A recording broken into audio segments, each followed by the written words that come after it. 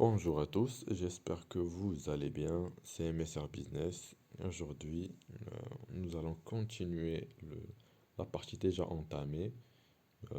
Aujourd'hui, on va traiter le positionnement. Alors, dans la vidéo précédente, nous avons eu une idée complète sur la segmentation, le ciblage. Et maintenant, c'est la deuxième et dernière partie de cette série, le positionnement. Alors, le positionnement, qu'est-ce que c'est? Alors, c'est tout simplement le fait de concevoir une offre et une image rattachée à cette offre dans le but de lui donner une place déterminée. Faire en sorte que le produit soit associé à une idée précise et valorisante. Alors, pour l'entreprise, elle doit mettre en avant ce qui la différencie des autres à travers son positionnement. Mais pareil, c'est pas forcément le fait d'être luxueux. Par exemple, quand on pense à Mercedes, on pense directement à une voiture de luxe. Mais ça peut aussi être au niveau de la réduction de prix. Par exemple, on pense à un produit juste parce que c'est le moins cher, etc. Alors, quelle est la démarche de positionnement? Alors, premièrement, c'est de définir l'environnement concurrentiel en identifiant et en étudiant les concurrents. Ça veut dire les entreprises qui s'adressent aux mêmes cibles, les produits de substitution de notre offre, aussi au niveau de la concurrence, que ce soit une concurrence directe ou indirecte, et aussi réaliser une analyse interne, comme on a vu précédemment lors de la vidéo de l'analyse d'environnement. Là, ça sera pour les forces et les faiblesses des concurrents, pour avoir une idée sur la part de marché et la notoriété. Alors, deuxièmement, identifier les points de différence et de similarité. Alors, les différences, ça veut dire les bénéfices fortement associés à notre entreprise et les similarités, ce qu'on associe à l'entreprise, mais aussi aux autres. Alors, par exemple, la qualité d'un point de différence, il doit être le pertinent, le réalisable et différenciateur. Troisièmement, le choisir et mettre en œuvre le positionnement. Alors, c'est le fait de décider sur quel niveau on va fonder le positionnement et de décliner sur la stratégie marketing. Et cela se réalisera par les caractéristiques du produit ou le bénéfice pour le client. Et enfin, de communiquer sur les différences et les similarités. Et maintenant, on va découvrir les stratégies de positionnement. Alors, premièrement, stratégie d'imitation. Ça veut dire occuper la même stratégie de positionnement que les concurrents. Mais dans ce cas, les opérations publicitaires doivent être programmées régulièrement. Ensuite, la stratégie de différenciation. Là, on va proposer un positionnement différent de celui des concurrents. Et dans ce cas, on doit faire des efforts sur tout le mix marketing. Et quand, bien sûr, on parle de mix marketing, on parle des 4 P. Ça veut dire le prix, le, au niveau de la communication, au niveau de la distribution et aussi au niveau du produit. Et vous pouvez bien sûr le visualiser, la vidéo qui a traité le mix marketing, qui est la première vidéo du marketing, c'est la vidéo 201. Et enfin, la stratégie d'innovation, c'est le fait d'occuper un positionnement jamais occupé. Et dans ce cas, il faut tout simplement prévoir un nouveau mix marketing. Alors, dans le cas où on choisit la stratégie de différenciation, alors comment on peut se différencier? Alors, premièrement, par le produit, c'est le moyen le plus classique pour réaliser sa différenciation, et qui repose sur les caractéristiques propres soit au produit ou au service. Ça veut dire la forme ou la qualité du produit ou du service, ou plutôt le design, etc. Par l'équipe, ça veut dire recruter, former une équipe de qualité qui présenteront un bon service, qui seront compétents, avec un sens de l'écoute et courtois. Par la distribution, ça veut dire choisir un canal exclusif, par exemple les e-com. On va prendre l'exemple d'un pressing. qui va mettre en ligne une application sur laquelle on peut choisir le créneau où on souhaite que notre chemise soit récupérée et quand est-ce qu'on souhaite qu'elle soit prête. Et là, ça peut aussi être les caractéristiques d'un point de vente. Ça veut dire une couverture géographique plus intéressante pour le client. Et bien sûr aussi l'expérience client dans le point de vente quand il se pose. Par l'image, alors si le produit se banalise, on l'associe à une valeur dans l'esprit du consommateur à travers les entités visuelles ou le savoir-faire. Là, par exemple, Coca-Cola, vu que le produit maintenant est banalisé, qu'il y a plein de boissons énergétiques, de boissons gazeuses qui sont disponibles sur le marché. Du coup, au niveau de leur publicité, on va voir qu'ils associent l'image de Coca-Cola comme le fait de partager du bonheur ou du plaisir. Et bien sûr, la valeur peut effectivement n'avoir aucune relation avec le produit en lui.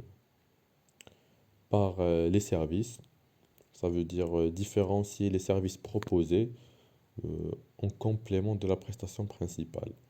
Ça veut dire, on va par exemple, moi je suis une start-up, je viens par exemple de réaliser une conception de t-shirt. Alors je vais faire la différence par rapport aux autres concurrents juste par la rapidité. Là, ça reste un créneau très intéressant ou le fait d'être fiable ou réactif parce qu'on peut le remarquer aujourd'hui sur plusieurs plateformes, sur Instagram par exemple, on contacte l'entreprise pour avoir des informations sur le prix ou sur la livraison, etc. ou la disponibilité et on ne reçoit la réponse que 2 jours ou 3 jours, même une semaine après. Ce qui, bien sûr, annule nos choses d'achat. Et maintenant, nous allons découvrir quels sont les leviers de positionnement. Premièrement, c'est de réaliser des études de marché pour voir les concurrents, comment ils présentent leurs produits, comment ils réalisent leurs promotions. Ça aussi, au niveau des réseaux sociaux, on va voir le- le design des publications, ainsi que leur manière de parler, etc. De communiquer avec leur communauté.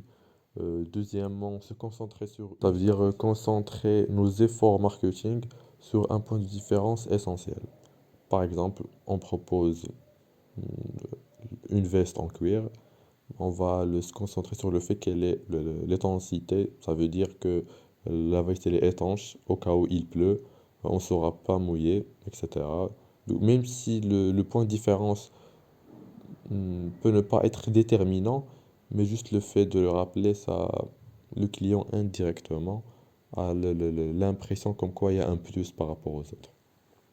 Ensuite, le fait de créer une communauté locale, et là, on doit s'appuyer sur le bouche à oreille, les relations publiques, l'RP, ou les réseaux sociaux. Mais bien sûr, pour cela, il faut être très très très actif. En plus du fait de réaliser du networking, en plus de présenter un bon service, parce que le retour qui reste le plus bénéfique pour l'entreprise, c'est un client satisfait qui va réaliser du bouche à oreille. C'est des clients gratuits qu'on va gagner. Ensuite, s'associer à d'autres entités. Là, c'est pour renforcer l'image dans l'esprit du client. Soit on sera présent dans des événements, soit dans un lieu, soit de réaliser un parrainage pour être présent dans des événements sportifs ou avec des associations ou avec d'autres entreprises qui réalisent d'autres activités, etc. Alors, nous avons pu découvrir le concept de base SCP, la segmentation, le ciblage, le positionnement, qui reste une base dans notre stratégie marketing. Alors, maintenant, comme bonus, on va voir comment faciliter la création de l'identité visuelle. Alors, premièrement, le logo. Alors, un logo réussi, c'est un logo qui est simple, qui est mémorable, qui est capable de transmettre le positionnement de l'entreprise juste en le regardant, et avec aussi peu d'éléments graphiques que possible. Là, aujourd'hui, ce qui est simple, c'est ce qui est chic, qui est bon. Et juste, comme un conseil qui présente, c'est que le logo ne doit pas dépasser trois couleurs. Sinon, ça devient difficile à assumer. Alors, ensuite, la typologie. Alors, elle doit être en adéquation avec l'offre vendue. Voilà, par exemple, une entreprise qui commercialise un service sérieux à destination d'une clientèle B2B, comme nous avons vu précédemment business to business entre entreprises. Alors, ils doivent ainsi choisir une police adaptée à leur activité. Ça veut dire une police fine qui évoque l'élégance, tandis qu'une police en italique suggère le dynamisme, l'esprit start-up, etc. Les couleurs. Alors, le choix des couleurs ne doit pas se faire au hasard, parce qu'en effet, chaque couleur correspond à une symbolique ou à une émotion précise. On peut prendre l'exemple de McDonald's avec le jaune et le rouge. Et bah, à part le fait que ça crée le, le sentiment du bonheur, bah, les études ont prouvé que les couleurs choisies par McDonald's, c'est des couleurs qui donnent la faim. On a envie de manger. Juste voilà, les couleurs, ce qui est fou, mais des études ont été réalisées. Ils prouvent que c'est effectivement le réel. Alors, en ce qui concerne le dernier élément, c'est le visuel et les icônes. Et parce qu'en fait, les petits détails, c'est les petits détails qui font la différence. Et en effet, alors l'identité visuelle de la marque comprend également les photos et les visuels qui sont publiés sur les réseaux sociaux, euh, ou en effet aussi les pictogrammes. Alors les pictogrammes, je vais vous inviter à réaliser une recherche sur le Google pour voir ce que ça signifie. Mais pour vous donner un exemple, par exemple, quand on va utiliser un Samsung par exemple, et en même temps on va utiliser un iPhone.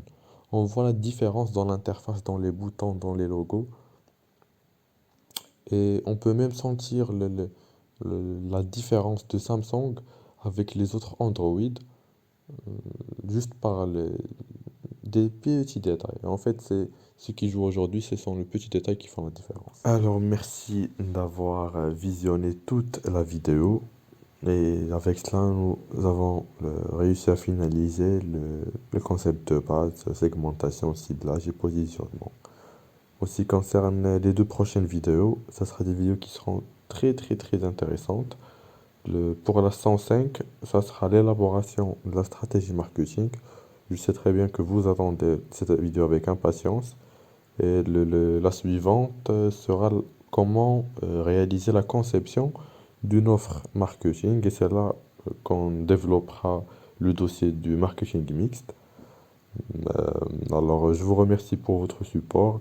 Je vous invite à vous abonner sur la chaîne YouTube, de nous suivre sur Instagram pour suivre l'actualité. Et je vous dis à la prochaine.